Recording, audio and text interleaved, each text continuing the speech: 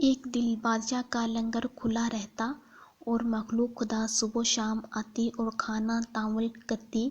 نائب وزیر خانے نے بادشاہ کو مشورہ دیا، سرکار، یہ لنگر حکومتی خزانے پر بوجھ ہے، اس کو ختم کر دیں۔ بادشاہ نے وزیر کے کہنے پر لنگر بند کر دیا۔ بادشاہ نے رات کو خواب دیکھا کہ وہ اپنے خزانے کے باہر کھڑا ہے اور مزدوروں خزانوں کی بوریاں کمر پر لاد لاد کر باہر لے جا رہا ہے۔ بادشاہ ایک مزدور سے پوچھتا ہے کہ خزانہ کہاں لے کر جا رہے ہو؟ مزدور نے بتایا، اس خزانے کی اب یہاں ضرورت نہیں رہی۔ بادشاہ کو یہ خواب مسلسل 3 دن آیا، پریشان ہو گیا اور ایک اللہ والے کو بلایا اور پورا قصہ سنایا۔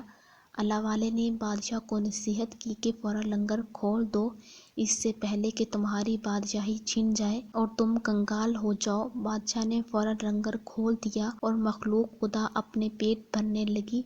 اسی رات بادشاہ خواب میں دیکھتا ہے کہ وہ خزانے کے دروازے پر کھڑا ہے اور مزدور خزانے کی بوریاں واپس لا رہے ہیں۔